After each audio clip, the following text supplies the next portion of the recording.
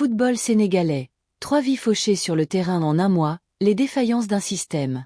3 décès en un mois, des joueurs livrés à eux-mêmes, des examens médicaux superficiels.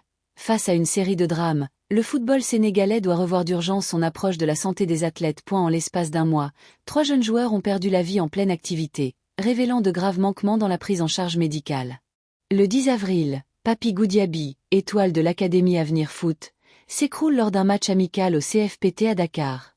Malgré une intervention rapide, il ne survivra pas. Le 17 mai, Fadiouth Ndiaye, capitaine de l'US Ouakam, succombe à un malaise après un match contre Oslo FC au Parcelles Assainies.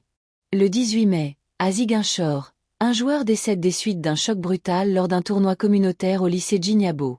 3 morts. 3 familles brisées. Une question, aurait-on pu les sauver? Il y a toujours des signes, mais on ne les écoute pas. Le docteur Abdoulaye Diagne, spécialiste en médecine du sport et membre du comité médical de la Fédération sénégalaise de football, FSF, affirme que ces décès ne sont pas des fatalités. Il n'y a jamais eu d'arrêt cardiaque sans signe précurseur. Douleur thoracique, fatigue anormale, fièvre. Les joueurs les taisent par peur de perdre leur place. Ils dénoncent une culture du silence où les alertes sont ignorées. Si un joueur a la grippe ou le paludisme, le faire jouer est irresponsable. Un effort peut déclencher un drame. Des visites médicales fictives.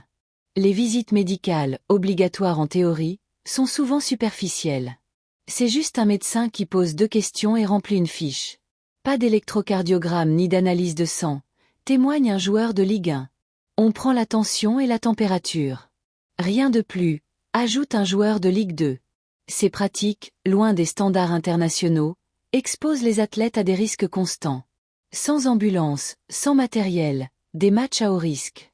À l'US Ouakam, la colère accompagne la douleur après la perte de Fadiouth Ndiaye. On joue parfois sans ambulance. Contre la gel, un blessé a été évacué dans une voiture de police, dénonce un coéquipier. De nombreux clubs organisent des matchs sans matériel de secours ni protocole d'urgence. Le défibrillateur, cet outil qui sauve des vies.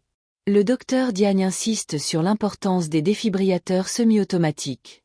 Cet appareil peut sauver 3 vies sur 5 s'il est utilisé dans les premières minutes. Coûtant 3 à 5 millions francs CFA, il reste abordable. Ce n'est pas un luxe, c'est une obligation. Chaque terrain doit en être équipé. Le Sénégal est pionnier en médecine du sport en Afrique, avec un module de spécialisation reconnu. De nombreux médecins d'Afrique francophone viennent se former chez nous, note le docteur Diagne. Mais ce savoir reste absent des terrains, faute de moyens ou de coordination. L'Association sénégalaise de médecine du sport propose des formations aux premiers secours, ouvertes aux non-médecins. Les mesures urgentes incluent visite médicale annuelle complète, ECG, bilan sanguin, interrogatoire détaillé. Présence d'un personnel médical formé lors des matchs. Équipement des stades en défibrillateur. Mise à disposition d'une ambulance pour chaque rencontre officielle. Un électrochoc nécessaire. Ces drames exigent un sursaut. La santé des joueurs ne peut plus être négligée. Les familles, coéquipiers et supporters attendent des actes.